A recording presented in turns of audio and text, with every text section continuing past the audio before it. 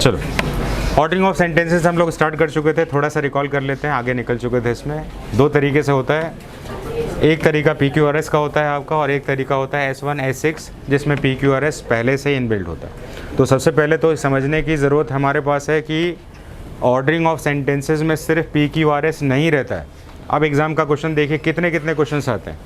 अगर ये CDS examination की बात करें तो ये 10 तक भी जा सकता है, ये 10 तक जाता है, और NDA एग्ज़ाम की बात करें तो 5 से 10 तक जाता है। इस बात को ध्यान रखें। अदर एग्ज़ाम की बात करें तो 10 के लेवल तक जो है आजकल बिल्कुल कॉमन हो गया इसमें। अब मैं S1 S6 की बात करूँगा तो CDS जैसे एग्जामिनेशन में जब बनता है तो ये बनेगा आपका 5 के करीब में, और दूसरे में NDA जैसे बात करें तो 3 से 5 भी बन सकता है। लेकिन अभी मैं देख रहा हूँ कि इसको 10 भी दिए जा रहे हैं, यानी कि टाइम का पूरा कंजम्पशंस कर लिया जा रहा है। तो एक्चुअली में S1 S6 और PQRS में अंतर क्या है? दोनों ही एक ही है। यहाँ पर PQRS वही टेस्ट है जो पहले PQRS था, बस सेंटेंस में S1 पहले और S6 लास्ट में यूज़ करने की बात कही जा रही। तो इसलिए ये थोड़ा सा टाइम टेकिंग हो जाता है, क्योंकि सेंटेंस का जम्बल्ड फॉर्म अरेंज करने के लिए हमें टाइम लगता है। जैसे कि ईट्स राम मैंगो डेली में अगर हम PQRS को अरेंज करें तो राम ईट्स मैंगो डेली करके बनेगा। तो इस तरीके को कहते हैं S1 PQRS। लेकिन अगर मैं कह दूँ, एक सेंटेंस पहले से बता दूँ, इसमें आई थिंक,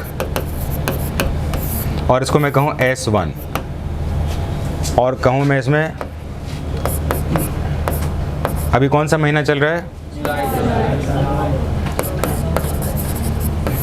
S6। अब एक काम करेंगे, S1 और S6, देखिए पहले तो नहीं जुड़ा था, अभी हमने नया एग्जाम्पल जोड़ दिया इसमें। तो हमने देखा पहले राम ईट्स मैंगो डेली, ऐसे PQRS बना लिया इसमें। अब मैं कहता हूँ इसमें कि अब जो है इसमें कुछ ऐसी बातें हैं जो मैं फिक्स करना चाहता हूँ जो कि चेंज नहीं होगा, जिसमें कि आई थिंक यानी कि S1 इधर ही रहेगा, और इन जुलाई क्या करेंगे, इसमें लास्ट में यूज़ करेंगे 6।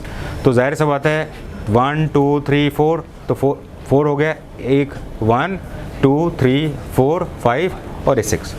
तो अब ये सेंटेंस कैसे बनना चाहिए? बनना चाहिए I think Ram Yeats mango daily in July. Question समझ में आ गया आपको? तो ऐसे क्वेश्चंस को हम कहते हैं S1 S6, और सिर्फ अगर यही पूछ लिया जाए तो कहा जाएगा PQ। ठीक बात है। तो हमने ये वाला सेक्शन प्रीवियस क्लास में नॉन ग्रामर में पढ़ा था, हाँ कि नहीं? और इस बार हम लोग S1 S6 के ऊपर थोड़ा सा रिसर्च करेंगे और इस पर कवर करेंगे एग्ज़ाम के कुछ क्वेश्चन। अब जो है एग्ज़ाम का क्वेश्चन जाहिर सा बात है कि ईजी तो रहेगा नहीं, ईजी नहीं रहेगा तो इसका लेवल हमें थोड़ा सा समझना पड़ेगा।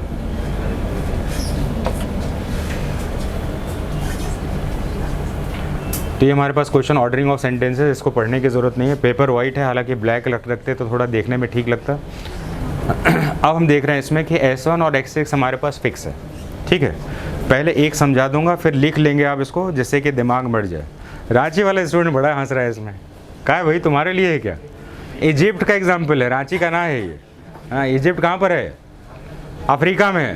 तो अफ्रीका का एग्जाम्पल, आपके शहर का नहीं है इसमें। क्या चीज़?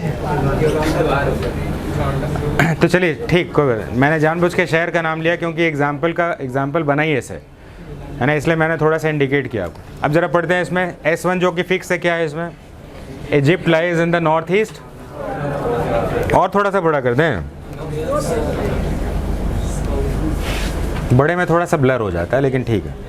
Egypt lies in the north east corner of, ठीक बात है। अब हमें एक काम करना होगा, और लास्ट में क्या होगा? The whole country depends on the water of Nile. Fix बात पता चल गया। अब हमें क्या करना है कि S1 के बाद PQRS में से कौन पहले होगा वो हमें देखना है। तो इसके लिए कुछ बेसिक रूल है, हमेशा ध्यान रखिएगा। जब भी कोई स्टेटमेंट दिया जाता है जो कि पहला फिक्स है इसमें, तो उसके बाद उसका डिस्क्रिप्शन कौन सा वर्ड कर रहा है, सबसे पहले ये चाहिए। तो आप देखिए इसमें कि Egypt lies in the north east corner of Africa को कौन सा PQRS में से वर्ड जो है उसको डिस्क्राइब कर रहा है। कोशिश करिए ज़रा इसमें। मोस्ट ऑफ द डेजर्ट से में it has very little rainfall, it is 4 times bigger in size of Britain. क्या हो रहा है इसमें? आर हो रहा है कि नहीं हो रहा है? और बताइए कि आर से सेंटेंस कौन सा स्टार्ट हो रहा है? तो आपने देखिए कितना आसानी से पकड़ लिया इसमें, और it is a correct answer. ठीक बात है। तो अब हम जो है इसी बेसिस पर इस क्वेश्चन को सॉल्व कर लेते हैं ताकि दिमाग में पैच हो जाए कि करना ऐसी है। तो लिखेंगे जल्दी से, इसमें एक ही एग्जाम्पल लेके चलेंगे, टाइम ज़्यादा कंज्यूम हो जाता है। अब लिखेंगे PQRS S1 S6 rule. PQRS S1 S6 rule, ये हेडिंग बनाएंगे PQRS S1 S6 rule, underline करके लिखेंगे इसमें। It is one of the important question, it is one of the important questions of almost all examinations, ये सभी examinations में। It is one of the important questions in almost all examinations.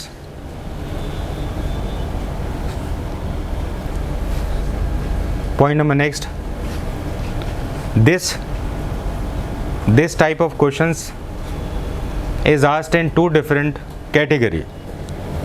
These types of questions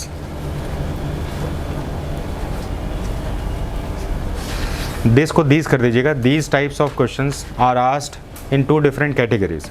These types of questions are asked in two different categories. Number one, PQRS order, PQRS order. Number one में PQRS order लिखेंगे, number two लिखेंगे इसमें S1 S6 dash PQRS order, S1 S6 dash PQRS order। नीचे एक note लिख लेंगे, in S1 S6, in S1 S6 position of sentence 1 and sentence 6, position of sentence 1 and sentence 6 are fixed। ये fix position है, S1 और S6 fixed है। And candidates are asked to arrange PQRS। तो दोबारा आपको PQRS ही करना है, इसमें करना कुछ भी नहीं है, सिर्फ S1 S6 करके बढ़ा दिया गया, तो ऐसा करके ध्यान रखें। अब लिखेंगे इसमें लॉजिक ऑब्लिक रूल्स। इसमें लॉजिक क्या होगा, रूल्स क्या होगा, उसके ऊपर कुछ बात कर लेते हैं। लॉजिक ऑब्लिक रूल्स, पहला पॉइंट लिखें जिससे दिमाग सबसे ज़्यादा हमारा फेयरफुल हो जाता है। लिखेंगे it is a time consuming question, ये टाइम को कंज्यूम करने वाला क्वेश्चन होता है। It is a time consuming question, ये टाइम को ज़्यादा कंज्यूम करता है।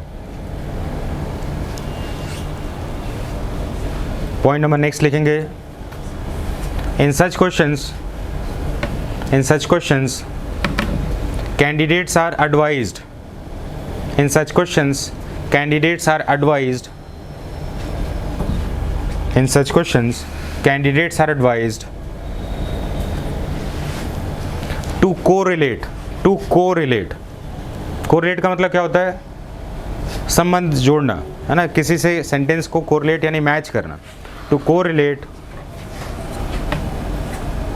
S1 with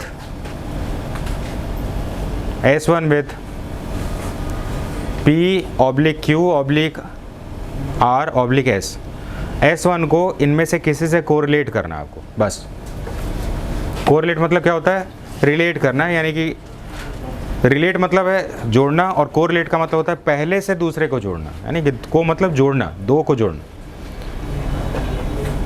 अब तीसरा रूल क्या है आपका, नोट में आता है इसमें, जो कि लॉजिक है आपका। जनरली द स्टेटमेंट मतलब जो भी वाक्य दिया गया हो, कथन जो भी, generally the statement which describes S1, generally the statement which describes S1 should be used first। तो जो भी स्टेटमेंट S1 को डिस्क्राइब करता है उसको सबसे पहले यूज़ करना। अब हेडिंग बनाएंगे एग्ज़ाम क्वेश्चंस, हेडिंग बनाएंगे एग्ज़ाम क्वेश्चन, और जल्दी से इसको लिखेंगे, पूरा लिखेंगे आप इसको, आंसर नहीं लिखेंगे, पहले पूरा लिखेंगे इसको।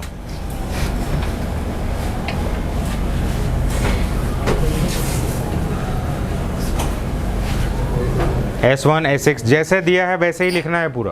Please do not apply your brain. अभी जैसा बोल रहा हूँ वैसे ही करना है आपको।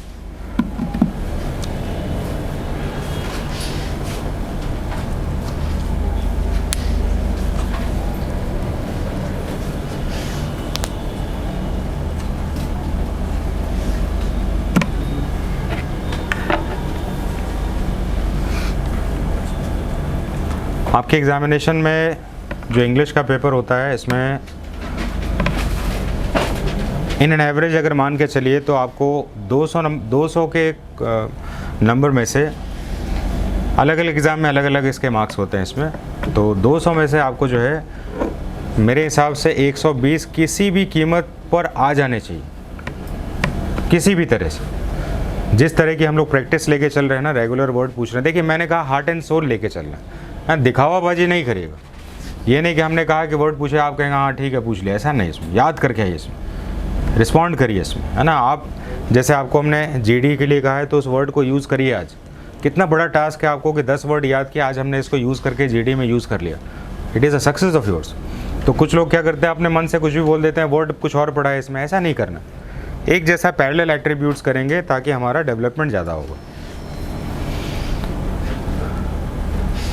सबसे नीचे तक नहीं लिखना है, नहीं तो कुछ दिन में ब्लॉट हो जाएगा। थोड़ा सा अच्छा से पेज लीजिए इसमें, तब लिखिए।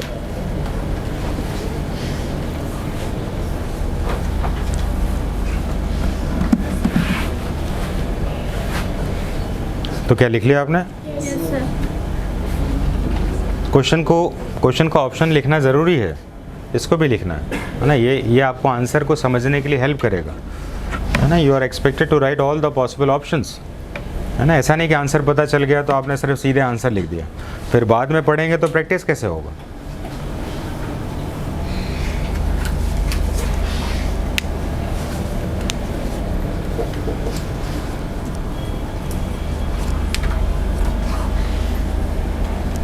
स्टार्ट करें?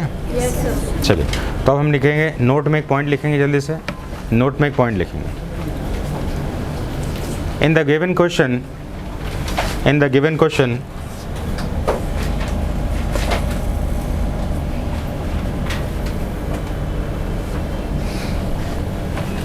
ऑप्शन नंबर आर, क्योंकि सारे आपने ऑप्शन लिख रखे हैं।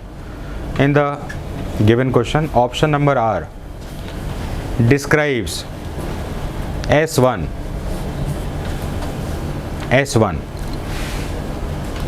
लिख लिया इतना। पैराग्राफ चेंज करके लिखिए। ऑन दैट बेसिस, इस आधार पर, on that basis R should come after S1. On that basis R should come after S1, which is only option C, जो कि एक ही ऑप्शन है जिसका नाम है ऑप्शन सी। तो लास्ट लिख लेंगे आंसर ऑप्शन सी। क्या हम आंसर तक पहुंच गए? तो इस तरीके से हमें S1 S6 के क्वेश्चंस को सॉल्व करने का तरीका डेवलप करना होगा। ये ग्रेजुअल डेवलपमेंट होता है, हमें पढ़कर धीरे धीरे समझ में आता है। इसके लिए प्रेशर नहीं लेना है। ऐसा नहीं कि आपको ए के बाद बी ऐसा समझना है, आपको अपनी अंडरस्टैंडिंग को बढ़ाना है ऐसे ही करके, जिससे कि ये क्वेश्चन बन पाए। आज हम लोग एक नया टॉपिक स्टार्ट करेंगे, जिस टॉपिक का नाम प्रीपोजिशन है, और ये एग्ज़ाम का बहुत ही इंपॉर्टेंट टॉपिक है ना। ये भी पार्ट ऑफ स्पीच में चलेगा, जो कि सिर्फ उसका एक इंट्रोडक्शन होगा। तो अब हेडिंग स्टार्ट करेंगे, ग्रामर।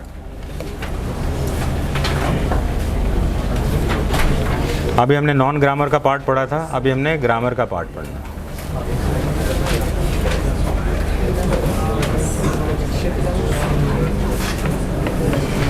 तो मैं चाहूँगा कि हम प्रीपोजिशन को सबसे पहले एक बार समझें, समझने के बाद हम इसके वेरियस पार्ट को यूज़ करें। तो मैं एक क्वेश्चन पूछकर आपको थोड़ा सा क्यूरियस बनाना चाहूँगा कि आप इंग्लिश में अच्छे हैं और आप किसी चीज़ के लिए अच्छे नहीं हैं। अच्छा ही वर्ड यूज़ किया मैंने, ध्यान से सुनेंगे। आप अंग्रेज़ी में अच्छे हैं, आप साइंस में अच्छे हैं, आप मैथ्स में अच्छे हैं, या मैं कहूँ आप किसी में अच्छे नहीं। दोनों सेंटेंस समझ में आए आपको? तो अब ये सेंटेंस को हम अंग्रेज़ी में ट्रांसलेट करके देखते हैं कि क्या बन सकता है। अमन आप ट्राई करेंगे थोड़ा सा, उसके बाद सिद्धार्थ को मौका देंगे। हाँ बताइए। हाँ अमन नाम आप ही का है ना? हाँ खड़े होकर बताइए। वो मैथ्स में अच्छा है, इंग्लिश में अच्छा है, ऐसा करके इंग्लिश में कोई सेंटेंस बताइए। हार्ड नहीं, आसान है। आपके माध्यम से लोग सिर्फ समझना चाह रहे हैं बस, और कोई बात नहीं। सर इंग्लिश में बताना आपको। सर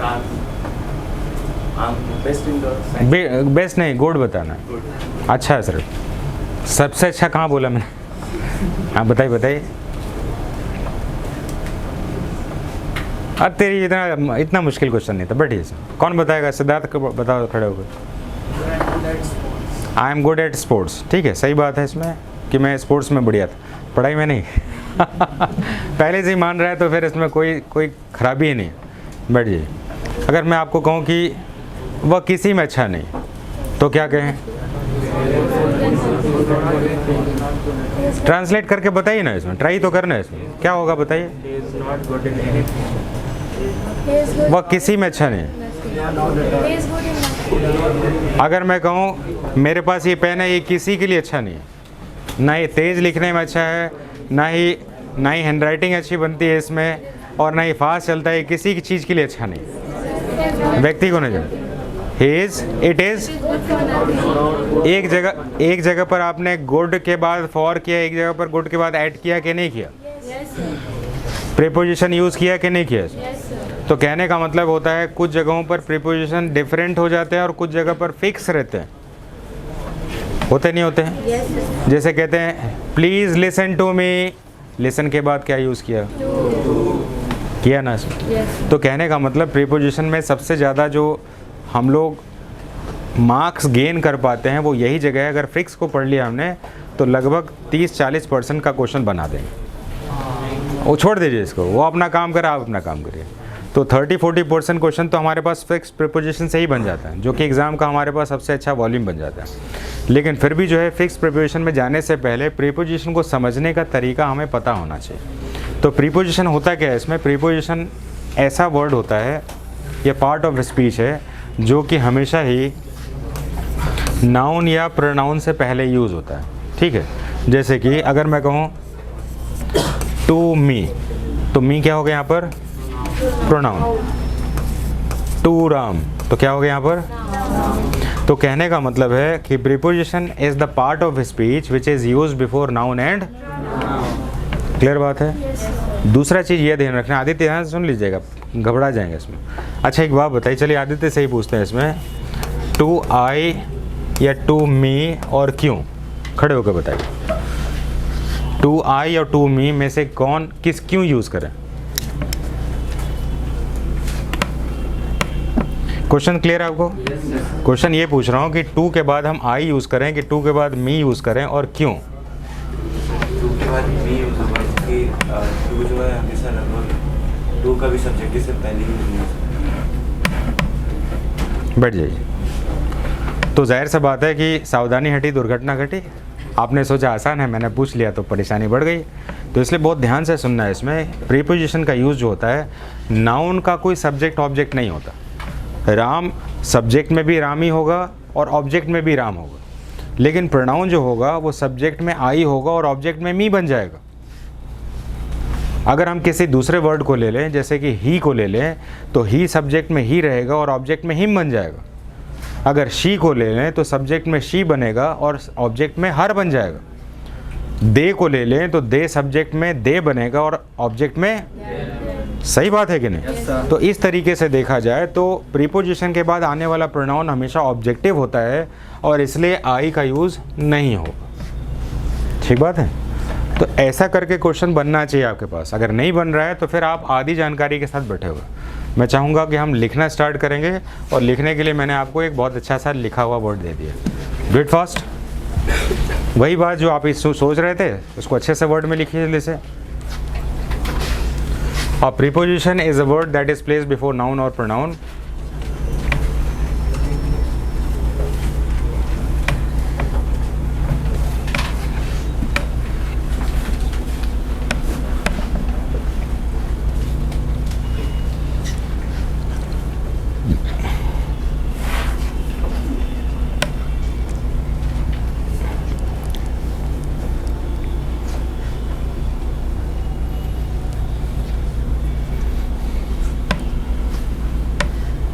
क्या हमने लिख लिया इतना?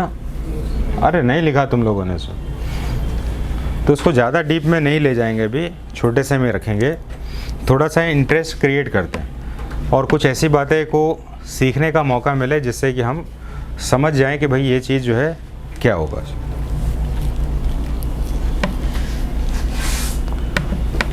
लिख लिया आपने? तो मैं आपको एक सेंटेंस बता रहा हूँ, स्टेटमेंट बता रहा हूँ, ध्यान से सुनिएगा और सुनने के बाद जो है इसके ऊपर ऑब्जर्वेशन बनाइएगा। लिखना फास्ट ज़रूरी है ना, थोड़ा सुनने का टाइम दीजिए थोड़ा सा। अगर मैं बात करूँ मैरी, मैरी का मतलब क्या होता है? विवाह करना, सही बात है। तो अगर मैं कहूँ आपको कि मैरी कोई प्रीपोजिशन नहीं लेता, मैरी कोई प्रीपोजिशन नहीं लेता, तो ये आधा सच है। कैसा सच है? आधा सच है। तो मैं जानना चाहूँगा कि पूरा सच कौन बताएगा? आपने सहयोग तो किया, हाँ आधा सच है बोला तो सही इसमें, लेकिन पूरा सच क्या है ये बताइए फिर। एक ही वर्ड लिया है, ऐसे बहुत सारे सेक्शंस हैं जिसको हम पढ़ेंगे तो इंटरेस्टिंग बहुत है इसमें, है ना। आज हम इसी में लिमिटेड सेक्शन को कवर करेंगे सर, ठीक है, ज़्यादा हम आगे तक इसको नहीं लेके जाएंगे।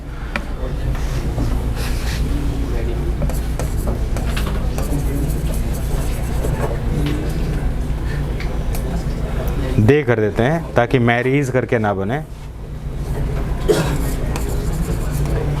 ये आई लिख देते हैं इसमें। एक अंग्रेजी में थॉट है, दिमाग में ये वर्ड के साथ आया था, if your father is poor it is your destiny, if your in laws father in laws is poor it is your stupidity. तो इसीलिए मैरी वर्ड को ये एक थॉट प्रोसेस था इसमें, जो जीडी में कभी बहुत पहले जो है जीडी में यूज़ किया करते थे इसमें। पीयूष को देख रहा हूँ समझ नहीं पा रहा है इसमें, तो यहाँ पर हम जो है आई के साथ यूज़ करेंगे तो पर्सनलाइज हो जाएगा, तो वी मैरी लिख लेते हैं। हम किस आधार पर मैरी करते हैं?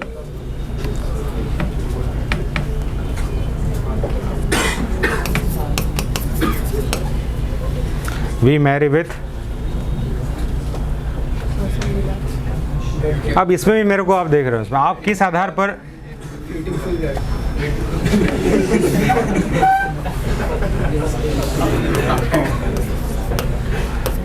अब देखिए ह्यूमरस हो जाएगा। We marry with girls in India, humorous हुआ कि नहीं हुआ इसमें? अच्छा ये सेंटेंस मैंने क्यों बोला मैं आपको बताऊं। अच्छा थोड़ा सा जानकारी विश्व की ले लेते हैं इसमें। हमारी अपनी एक नाइस है, नाइस मतलब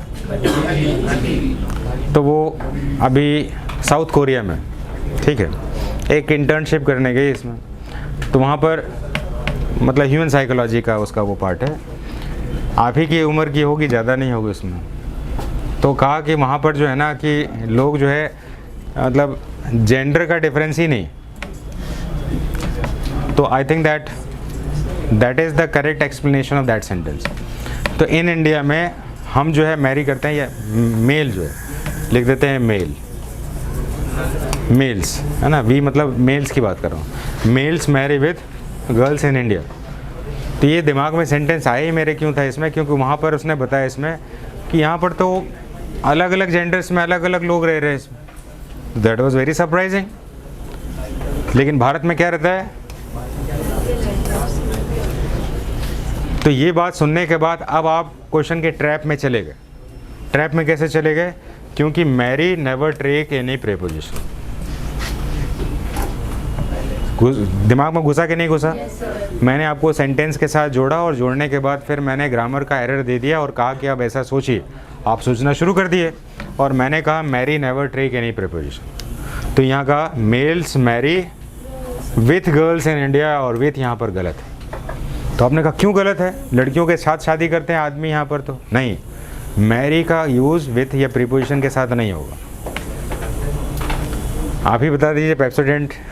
दांत दिखा रहे हैं आप इसमें, बताइए बताइए फिर क्या लिखे इसमें, इधर आपके बगल में जी, आप बताइए। नहीं नहीं ये आगे बैठा हुआ लड़का, हाँ बताओ इसमें। हाँ जी, हाँ अभी खड़े खड़े जल्दी से बताइए इसे।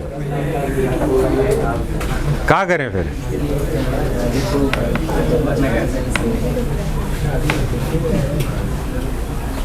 बैठिए बैठिए। आंसर ह्यूमरस है, लेकिन ग्रामर को ह्यूमर से मतलब नहीं है, ग्रामर को उसके नॉलेज से मतलब है, ठीक है। तो अब जो है अगर मेरे को ग्रामर सिर्फ बताना है ना, तो शॉर्ट में बता रहा हूँ। Marry active voice, no preposition.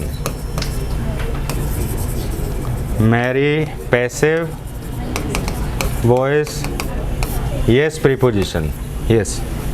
अब यहाँ से हम ग्रामर को थोड़ा समझने का प्रयास करते हैं। जैसे देखते हैं, जैसे कि आई क्यों लिखे हैं, तुम्हारा कुछ लिख देते हैं इसमें, वी लिख देते हैं, वी मैरी पता चले दूसरा प्रॉब्लम हो जाए। वी मैरी या इंडियंस मैरी। अब तुम लोग मेरे से क्यों चाहते हैं यार इसमें? Indians marry at early age. Bharat में शादी की उम्र कितनी थी? 18 थी, फिर बाद में 21 हो गई। अब लड़कियों की 21 साल कंपल्सरी करने के बाद हुई तो लड़कियां जिद पर आ गई, नहीं ये तो गलत बात है, हमारी उम्र की हमारी मर्ज़ी है इसमें। तो कहने का मतलब है, एक पता है कि नहीं पता है कि लाइफ एज मैरिज चेंज हुआ है इंडिया में भी, ठीक। तो डिस्कशन पे ये मैंने देखा कुछ गर्ल कैंडिडेट्स ने ऐसा पार्टिसिपेट किया। I think that it is the choice of the candidate, choice of the individual, and government shouldn't interfere in that. ये अब सही बात है भाई, सरकार कौन होती है कि शादी की उम्र को बढ़ाए और घटाए? लोगों को करना है तो करेंगे, नहीं करना है तो नहीं करेंगे। चाइना ने एक बच्चे का सिद्धांत लगाया 70 के दशक में, और आज के समय में वहाँ पर जो है बच्चों का ग्राफ नीचे गिर गया। चाइना में बूढ़ी आबादी हो गई। अब गवर्नमेंट करिए, जिनके पास 2 बच्चे होंगे उनको सरकारी नौकरियों का बेनिफिट दे देंगे। भाई कहने का मतलब है भारत में तो ऐसा रिस्ट्रिक्शन होना नहीं चाहिए, हम चाइना तो है नहीं। स्टेटमेंट भी तो वाजिब था, जिस गर्ल कैंडिडेट ने ये बात कही उसमें दम है कि नहीं बताइए। जाहिर सी बात है, आप अपनी बात को किस लॉजिक पर प्रोड्यूस कर रहे हैं उससे आपका नॉलेज पता चल रहा है। अब यहाँ पर बात करें Indians marry at early age, तो यहाँ पर अगर हम एट का यूज़ कर रहे हैं, अगर हम यहाँ पर लिखें Ram married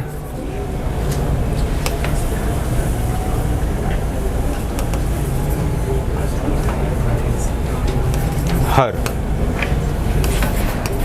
Ram with her.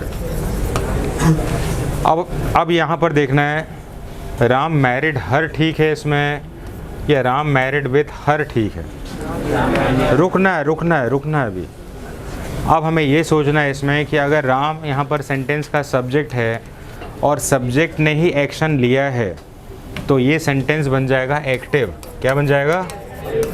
किसी भी सेंटेंस में एक्टिव पैसिव को समझना है अगर है आपको, तो कोई बहुत बड़ा रूल नहीं समझना है। किसी भी सेंटेंस में सब्जेक्ट ने ही वो काम किया है, काम करने को क्या कहते हैं? एक्शन यानी वर्ब। तो मैरिड एक वर्ब है आपका, क्योंकि ईडी लगा हुआ है तो जाहिर सी बात है वर्ब। तो शादी किसने किया है? तो राम यहाँ सेंटेंस का क्या है? तो अगर सब्जेक्ट ने ही एक्शन लिया है तो सेंटेंस क्या बन जाएगा? एक्टिव, ठीक है। तो अगर हम बात करें ऐसा सेंटेंस जिसमें कि मैरिड का यूज़ किया जाए, इसमें सब्जेक्ट ने एक्शन ना लिया हो, अब कुछ बताइए आप मेरे को, कितना कुछ आप लोग सोचते हैं, सब बताइए।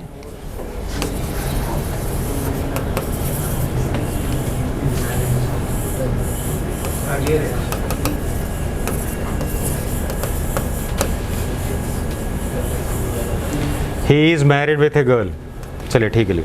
अब मुझे बताइए ही मैरिड वर्ड जो है इस सेंटेंस का क्या मतलब हुआ? आपके पास सोचने का शक्ति होना चाहिए कि नहीं होना चाहिए? तो ये तो बात ध्यान रखना पड़ेगा। पहले सेंटेंस में देखिए राम मैरिड हर, राम मैरिड हर, तो मैरिड यानी एक्शन वर्ब हुआ। हम अभी प्रीपोजिशन यानी कि टॉपिक का एडवांस है कि इजी है?